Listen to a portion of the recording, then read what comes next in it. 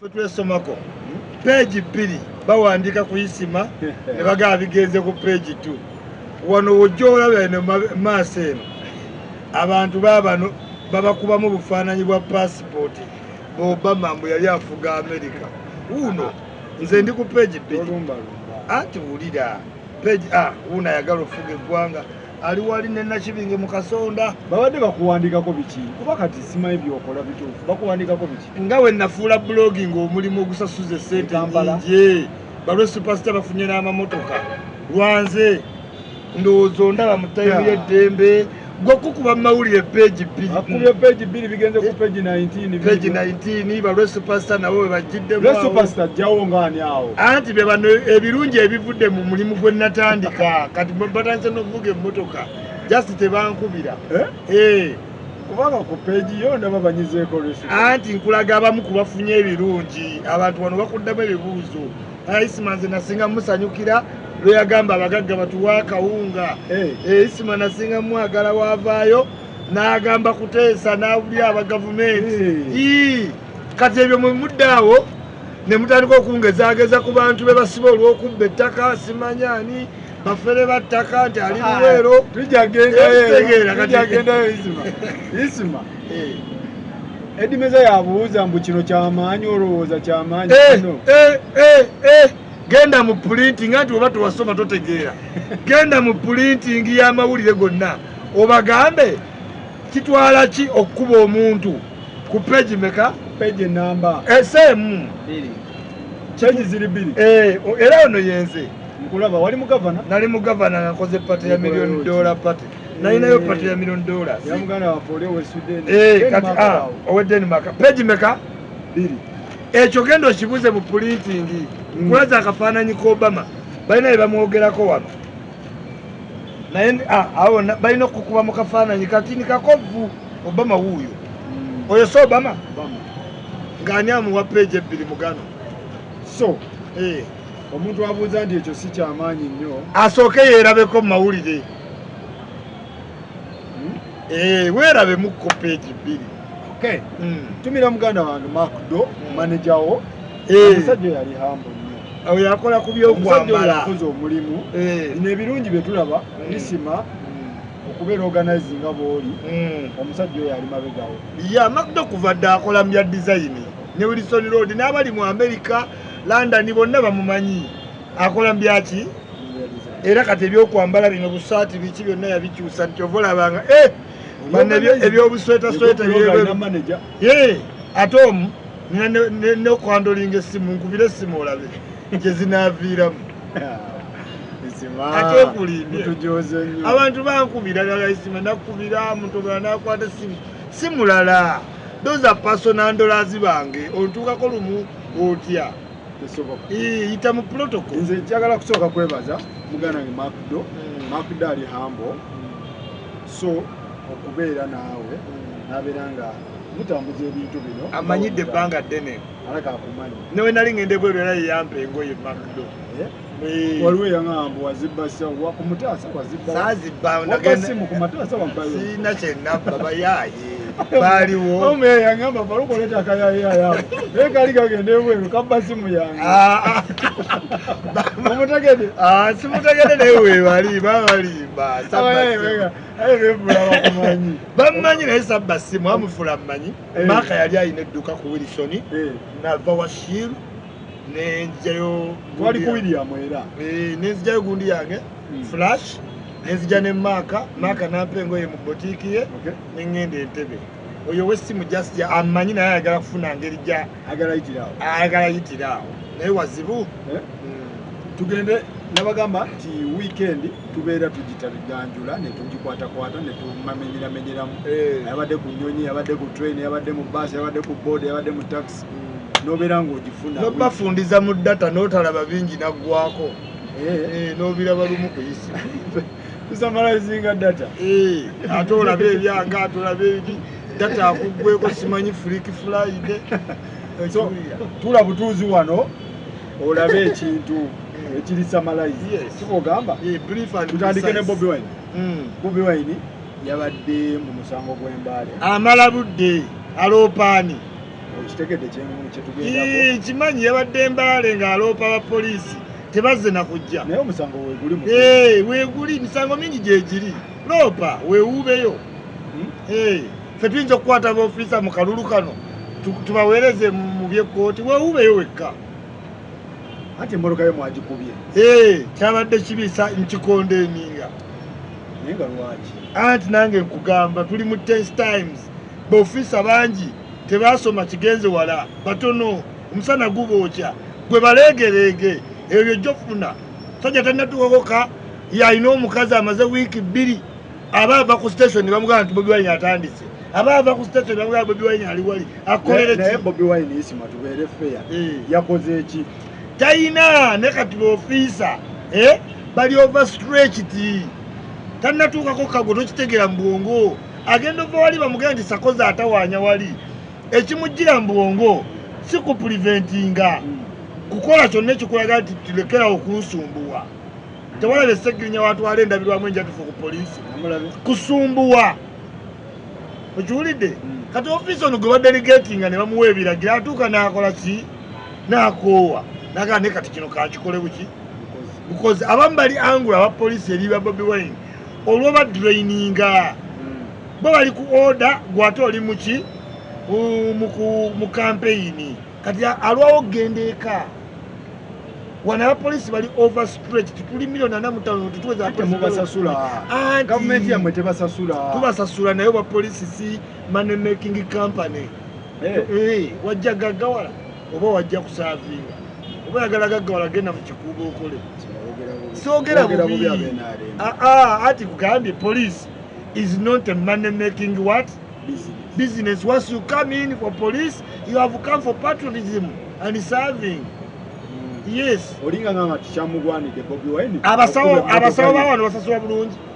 tebajjanjaba ne commitment ye eriki good because mulago si money making company genda mu revenue oba oyagala sente so olinga ngamba nti Bobi Wine kyamugwanidde tekyamugwanidde I condemn naye njagala kuwa perspective y'owa poliisi oba okitegeera nti bali overstretched omusajja alese mmoloka tewali kyako anti astretchinga kati kagambe Bobi Wine Besigye bwabaddewo Bobi Wine is a replica of Besigye yes kikyakola kati ate Bobi Wine yimirira waggulu w'emmotoka abantu bakole ki bakuŋŋaane tebali ku SOPs kati tebalina masiki poliisi yo bajja gibuuza mwabadde ku ki okitegeera kati they are stretched ekitundu kyagenze mba deploying abapoliisi katugeze 10 niwajja abantu 10 emeka 4 bakole ki bali laude bali arrogant bali insulting okitegeera kati abapoliisi naye muki muntu act njikondemminga but ekireetawo act ekyo ki why do you Bobi Wine have to stand everywhere you go nga toli popular otegedde police ekutawaanya owulidde Sakozi ekola ki why are you lwaki ogyeraga mwagala ayitewa bwe bamusiba mu maka ge n'akeera ng'ali ku ssawa ya Queen yayitawa tetwateekayo poliisi aga amagezi ge twagala okole ki ngenda Jinja bafani bange Jinja gye bakola ki gye bali why do I have to stand nti I'm coming who doesn't know muzeyi ng'akola poster n'agamba Museveni ava wano mpaka Kasese ngenda bayitamu Jinja naye agenda awanika emikono okuva mu gundi Museveni njagala ombuulire ti Museveni aba agenda ekisozi atandika owanika emikono ku 2 talina bawagizi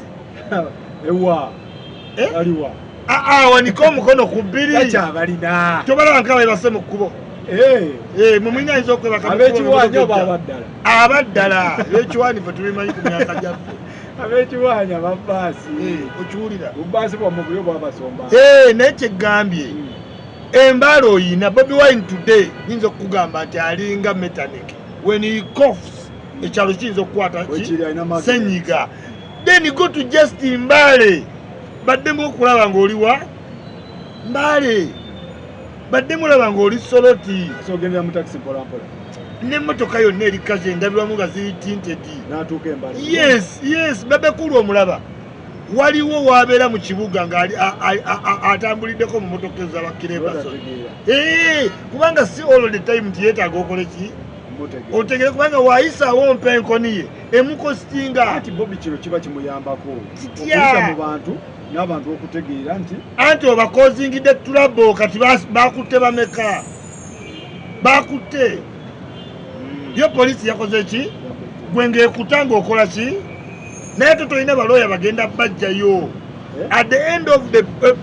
the season ng'olina abaana bangi mu kkomera ajjako wali ku pulobona ali mu kalulu agenda kuddayo kati ali mu kalulu kaliko Stella Nyanzi ngoga agenda ku kine eruwero gye basibidde kaye so Besigye bino gundi zino yazifeesinganga zonna yazifeesinga Besigye bantu babasibye era nezimwavuwaza nnyo yes Besigye yali ayonona miliyoni 6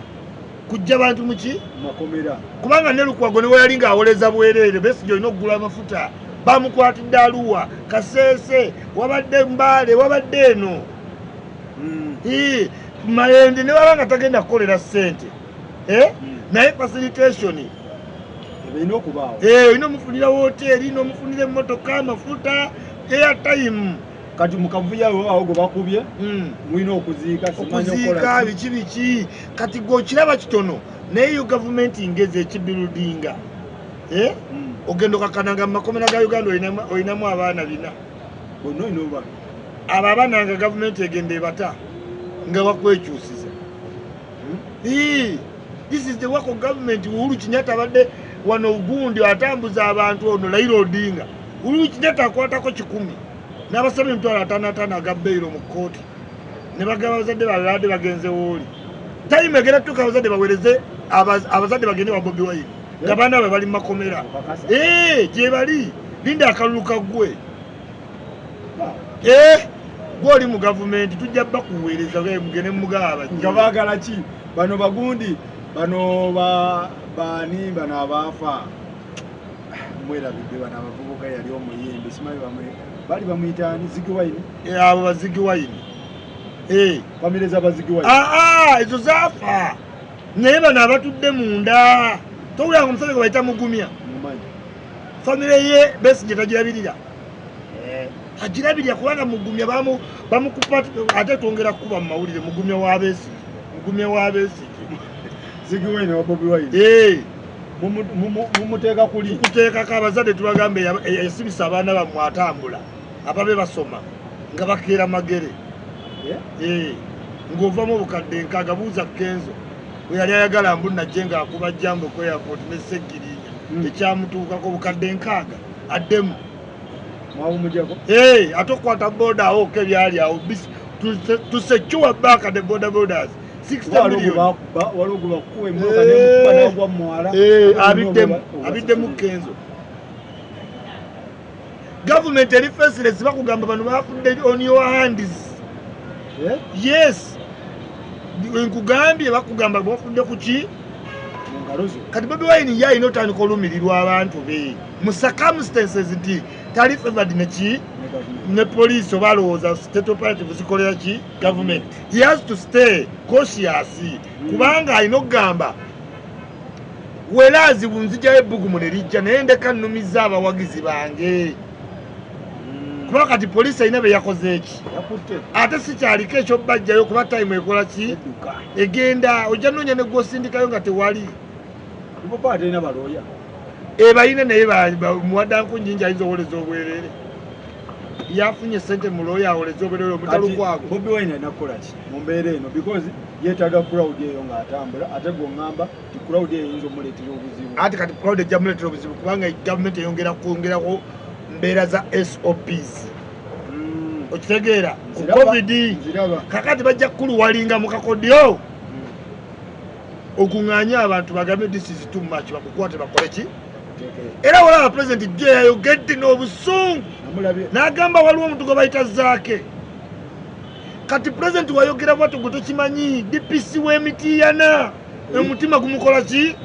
kati gwe ngoddamu ekyanga okola olukuŋŋaano ngalo kabenteegateega okitegedde nti kati abantu bakutuusako ebintu si lwakubanga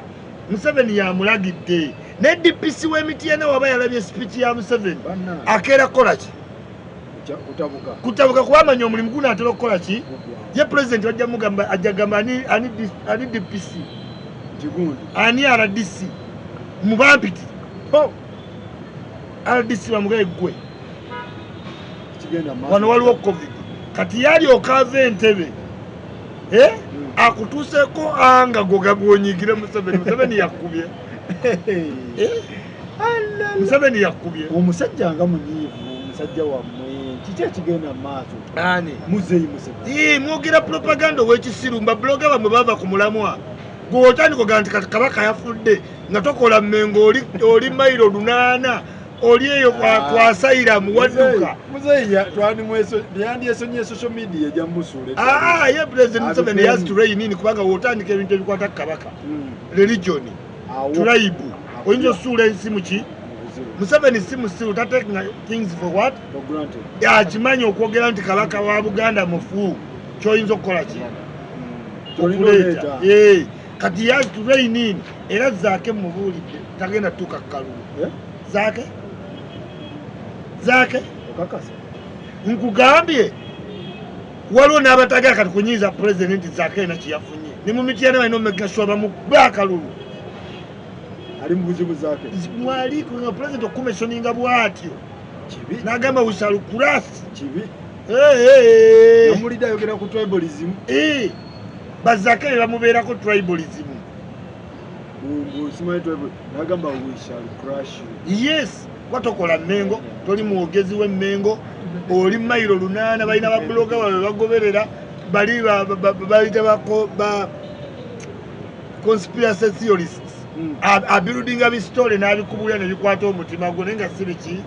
si bituufu omanyi wano olina okuba ng'omanyi by'obuloginga okonectinga ne lwokolera ebintu ebyo oba omala gakola mwana ayimirira ttaka eri n'aweereza this is why obeera n'abantu bangi naye ng'ozimba buzimbi mambuluga empewo ekuyitamu isima nezira kutuzi nenywa nembeera n'abantu netwogera olusanya ne baluleeta si lwa mbizzi luno lwa mmere manye olusaniya mwaluteekako erinnya ebbi so Musayi ekimunyiiza social media yemutabudde social media emuyiseemu amaanyi agawulira amaanyi ga social media ye president alabanga mu abantu abali ku ground ate okulekawo mu abali ku ground ate ne mubiriivinga bemulaba obuki obulabi ku mitimbagano ate nga n'ababi bagamba ate tebali ku ki kati awo gwe president gw'omunyiiza alabanga oli ani serious oli byakubulya biri wano omuntu akugamba nti Kabaka afudde Kabaka musimaye bamudusizze Nairobi Kabaka afudde bange bankubidde ab'Dubai ne banga baluka ebintu bino naye kati ng'oyagala oyo anoonya ki theory ziweddeyo babadde bazimbira theory ku Bobi Wine time ekoze eki kati balina okupanga stories ki eziteekako abantu ekintu kya Kabaka bali mu kupanga story to be sentimental kubanga ebintu babidrivingira ku Buganda be battidde Bobi Wine obuki obwagazi yes kubanga gojjalaba nga tubamwagala nnyo naye n'ekintu ejja okwogerako batamwe atamirwe ddala struggle yammwe kati struggle yo mugizingidde nnyo mu Buganda ate ne mugizingira Kabaka kati abo waliwo abantu bangi abagenda okubatamwa batandika okugamba n'ebintu bino nga tetubitegeera era abantu bangi nnyo bagambye dda nalabye dda ne ku page eziriko Kyagulanyi wa Bobi nga ziwooninga nga zigamba tudisowuninga babuloga bano batwongerako bukyayi ku struggle ki bintu bya Buganda byetaaga kati babitaddeko nti ku bayuusi mmwe muyogera ebintu ebitakola ki ebitakwatagana kati waliwo abantu bangi abali mu people power naye lwokuba tebalina voice kati bawulira bubi balaba mulina ba distractor bangi distractor yakuteeka ku bintu ebitali ku ki ku struggle obulwadde bwa Kabaka bukuyamba kyo twala wa president oli musawo struggle ndala ate otaddewo bintu bya ate otaddewo nti Kabaka afudde simanyi bakwesa omulambo gwe baani digenda yita wate muleme babuuza baleete ebisitole biki mwabamanyiiza abantu bano bali kubuzaabuza bantu bali mu struggle kati gwe tokimanyi nti bo ba distract bayinza n'okuba bakolera gavumenti eno kubanga gw'ogendera live z'ababuloga ba people power ebeera nga byonna eriko abantu kakaaga n'asembyayo nnyoko kino omulamwa kikyawo anti omulamwa ku distracting nga tabadde akiwulira oba oli mu struggle ng'okuŋŋaanyiza abantu kakaaga kanaana oba biwulidde lwaki ate ogamba nyoko kino nyoko kiri olinga kino okitegedde kati omulimu gwe kubulandinga nti papa tuli bavumi anti olwatta struggle naye ng'ate akuli munda kati golowooza wuwo ani alina obbagambako kyekirina okukolebwa wakati isima ate naawe bintu byotaddemu kyekirina okukolebwawo mu mbeera anti kyegati temulina structure senga mwalina structure nze wano njogerera NRM netandika okugamba NRM Museveni naye nnyoko kino aba NRM baloyininga ini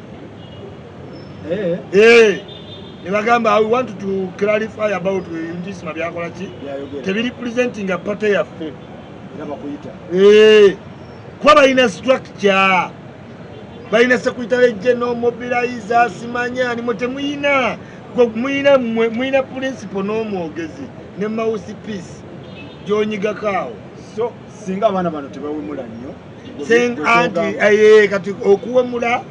insult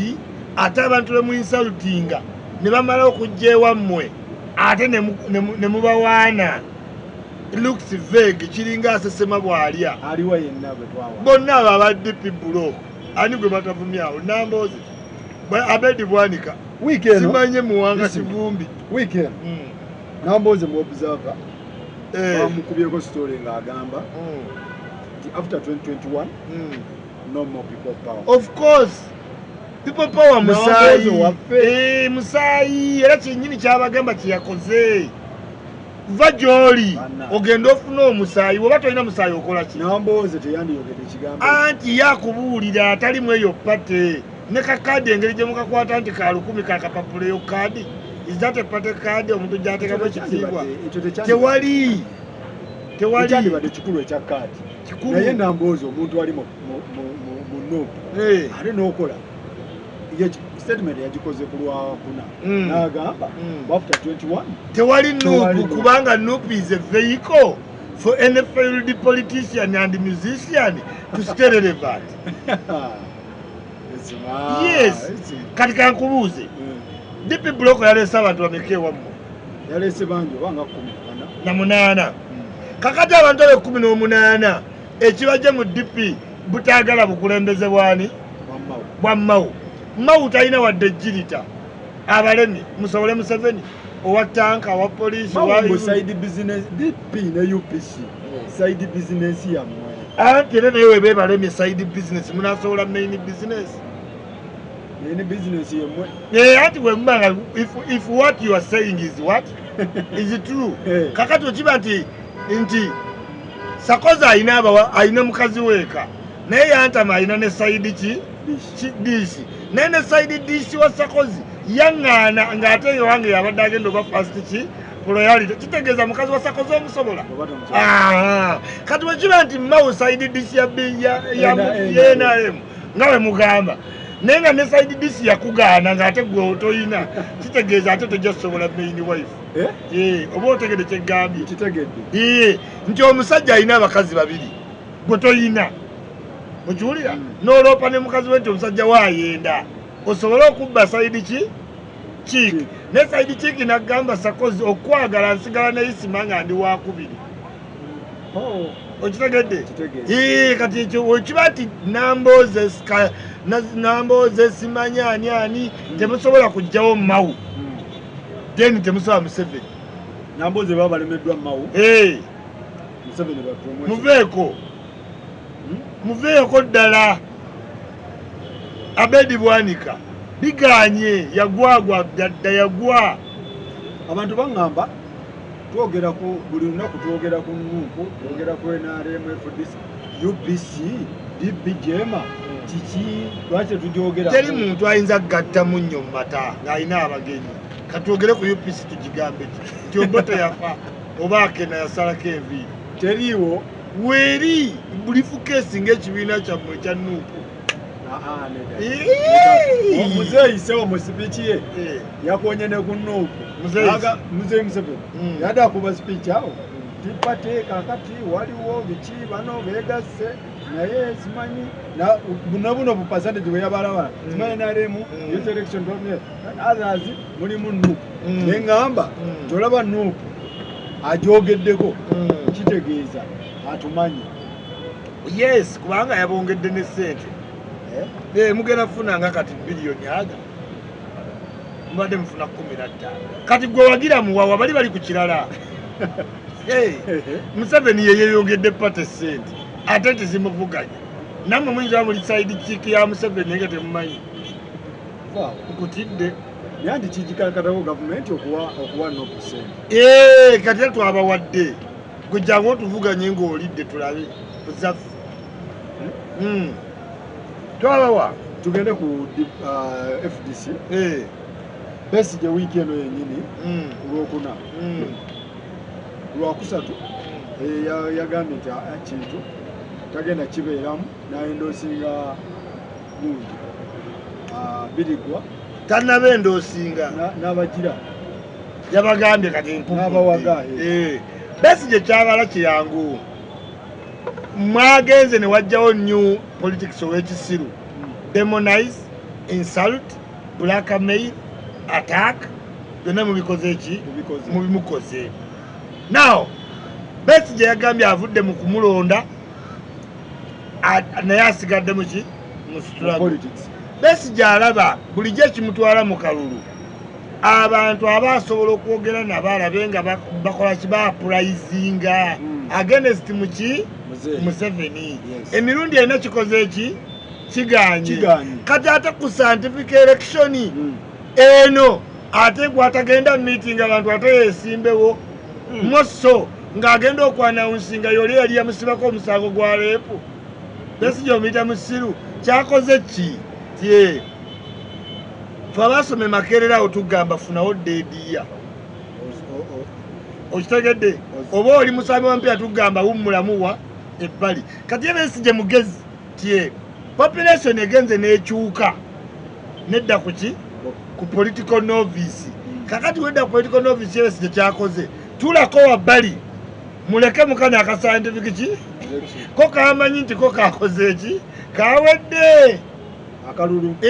akimanya ate bakanako kuŋŋaana kamukuba ng'ate ako kasitula abantu batwale ya Besigye yakoze speech n'agamba biri gumu yes kiva ekyo kimuluma omusajja yes ekintu ekyo mwamubba temwamubba ate fe kooti bajjaaji baali bataano bajjaaji ababiri ne bagamba twamubba abalala ne bagamba twamubba ate mu kooti tugendera ku numbers naye ye ebintu byonna bisiba ku musajjawo ekyo kyalina okukola naye kati fe tuba tulinda kooti kyenjagala okugamba kyakoze mmwe kitugambe mmwe abataddeyo kitulye n'atuula wali wabbali jjukira kano ka scientific kano akategedde obanga mukali akabanja olemwa omuli n'abantu osituka n'obusungu bwabwe ate kano akadigitali tebagenda nyiiga okitegedde tebagenda nyiiga nga bwe banyiigira buno bwe babaamu muki mulaale kati Besigye omukisa ngaga mponye lekayo n'omupya birigwa lekayo bano bonna Bobi Wine bakube bamukube Bobi ne banne abantu badimandinge Besigye baaka mu 2006 yegundi bonna abawangule ba president gendo balabe babuwali wayita emyaka ne bamuyita kati abantu bagenda tegera omugaso gwani gwa Besigye n'amaanyi ogenda gategeera kati gaye Besigye agenda konsentrate ku kintu eki kunyoonyeza FDC babaka muki bulandi yesigaleyo kubanga bulandi weekendera kyekiri kyogamba mbu tetwogera ku DP na UPC bulandi yakola ki yeveera takyalina babaka ate baliwa weewuunye nti UPC omubaka gwegenda osindika ate Betty Amonga akolera Museveni ne basazewo bamuwe kaadi so Besigye byonna byongamba nti Besigye yategedde nti akalulu kano ka muliro ka kisiru nnyo kati n'agamba kanninde kaggwe 26 covid aliba yaggwawo jakujja ng'abamu baafa atya ataaka abeesimbye mu kano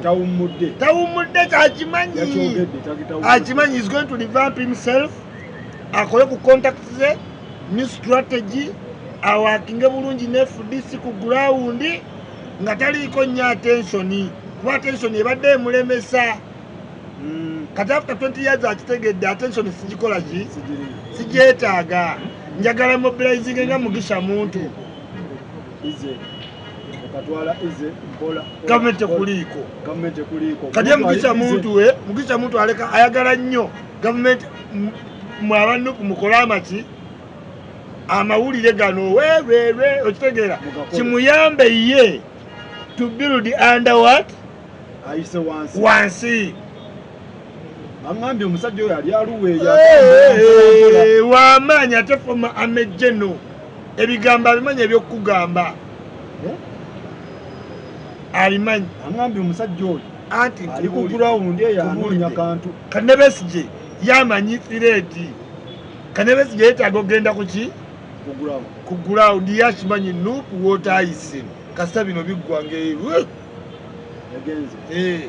so Bobi Wine obadde omuwa magezi ki okalulu kano akabeeremu akasigalemu akalulu kolwedde akalulu akalimu naye kyenjagala ategeere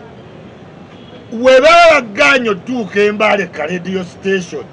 ne bakuba n'omupiira gw'ogw'emmotoka n'otaloopa n'ogenda mu kooti n'ozunga wekka nga n'abasirikale abakuba tebalinnye eyo gwe kitegeere nti ate kati tojja tuuka Mbalala tojja tuuka Kasese tojja tuuka Ntungamo tojja genda Paida oba Koboko ojja beera wano youth elections ziriwa people power everywhere Nuupu simanyi Nuupu everywhere baliwa Besigye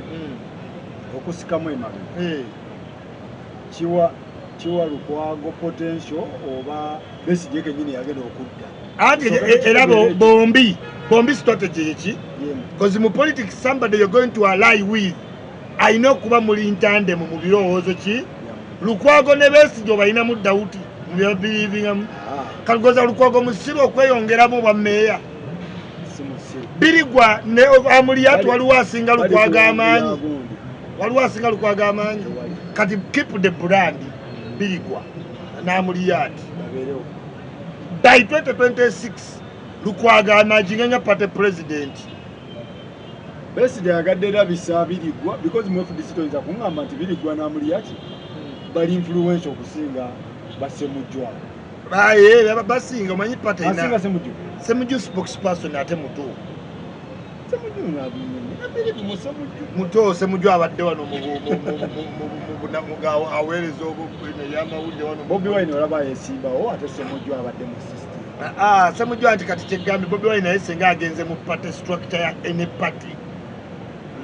teyandikoze eki teyandiyiseewo gwe mugambe tiyingire naale bakulonde oba FDC olaba baba namulonda kino kipya kino kiri created kyetuumirewo okitegedde mu FDC temwabaddemu oba be babadde basaanidde birigwa nandala mafaabi gyali naye si musiru lwaki anti akitegedde secretary general alina profile mu parliament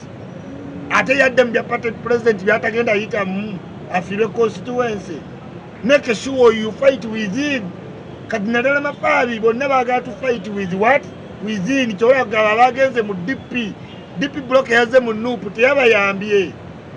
yajjeko abavubuka omukisa ate nga bagamba we are the generation which one because mugenda wagirira abakadde Latifu Aga Namboze 10 neji Mwanga Kivumbi 10 kagenda mu kya 10 kubo bano bakakande bagwa dda okiwulira bali bonna balasisi bayisa bafuga ki ekitegeeza olutalo sirwa generation isima Besigye ayagala labisa Bobi Wine nti genda mu bakube abantu bandimandire. Tokimanyi mupiira nga mwana azze bamuwaanawaana nnyo akuba simanyi emirundi simanyi ateeka omupiira ku mutwe simanyi alabika kati asinga muteekeyo bamukube bulungi bamukuba aveyo ne injale ze bagambe banneemukomyewo siniya kyaliko ate agende mu tamoyiro gy'oyonoonye environment ogyonoonye wafu bali radical bali insulting ye politics gwotaddewo aliddate naye baba petition bakimanyi nti what comes around goes around by 2026 bagende baba bavuma ono yennyini nga bayita Besigye because their demand is change once you don't deliver nga bakyuka bebaali abapitten tugende ku Librand no people power Librand egenda beera etya ye egenda bakosa kyenkanawa abaki kubanga ejja munaku Nupu egenda ejja Librand bano babobi yanga baani bonna bagenda gobwa kati walabyeyo wannakibinge Nubianiri wamulabyeyo bali bazze bateekinze ebifo eyo ensonga bannaye bajja kumpulira nga wayise ebbanga temugitegeera kibagambe bali bannambooze bamukaaku anti kati bali brandinga Bobi Wine afune value mu bantu mwe mumuwagira ne tannafuna ki value etya okuva wano ogende wa Bishop wani w'eggwanga okyalire civil society okyalire abantu abali prominent nga wamula yagenze wani ewannakibinge ewannakibinge tajja kugendayo ne banubianiri ekibinge abo abamanyi kati bano bakugamba they are compromising him baliwa bonna abadde piblo kuba baludde mu byobufuzi anti bagenda kwanjula eri abantu ab'obuvunaanyizibwa kujja wale mutuuka ebbanga lyabaddewo abadde agenda wannakibinge omulaba mu buzikiti bw'ekasanga ati buno obunoonya nusu kakaaga nti simanyi bazimbe omulyango okiwulira kakati ogenda ewannakibinge bano tebayinza kutwala Nubianiri yaani Nubianiri talina kiyita talina n'edi muto tebamwetaaga olwo bagenda mugaba biri biveeka by'okwegulumiza nti olirinda tuli bakomuledi tubeere baani bakomuledi era wannakibinge tonnalabayo ku booda nakavuyo nti pulezidenti ajjaabi kiwabirabyeko ekitegeeza bamugamba muganda wange biri biveeko ebya Sudia Migalde damuki mulayini ate tandika oba ne decision waliwo bantu bangi booteetaaga esawa zino abo bonna bakatongole omutongole simanyi bonna agenda bavaako bajjako bomutuuze bonna Librand eno nge ereseewo abantu bange ebaleseewa balina contact bannamboozi balina zi email z'abadoona bagenda muluwalinga era akalulu akajja tewewunya Bobi Wine nga awagidde Besigye still relevant nkubuulidde nkubuulira so Librand eno erina begenda okukosa bayabakosezza dda nkugambye kati ebitongole ebinene bwe baba bagenda namboozi agenda baako era in fact Bobi Wine agenda kwanguwa okugamba nti nambooze ne Ssennyonyi boogezi kubanga Ssennyonyi tamanyi Luganda Ssennyonyi weyeni TV simanyi swing nga Liyana naye mugamba agende wa Medi Nsereko ku CBS nambooza awo kabaka okitegedde bamuwanga Kivumbi Basegona naye nga tebazerwa Nuupu nekibalaba tebamwagala Nubianiri asigala wakati wano Nubianiri edi mutwe Bobi Yanga ani awo baani awo bano bakanyama Nubianiri agenda sigala mu bitabo nti mukwano gwange yeesimbawoko ne tuyuuguumya ensi ate tumalabulidde agenda kukolaki tewakyali buyimba bwa budde bwa kubaakuba bujjitagita guwulirayo obuyimba bwonna waliwo obudde genda oyimbe wekka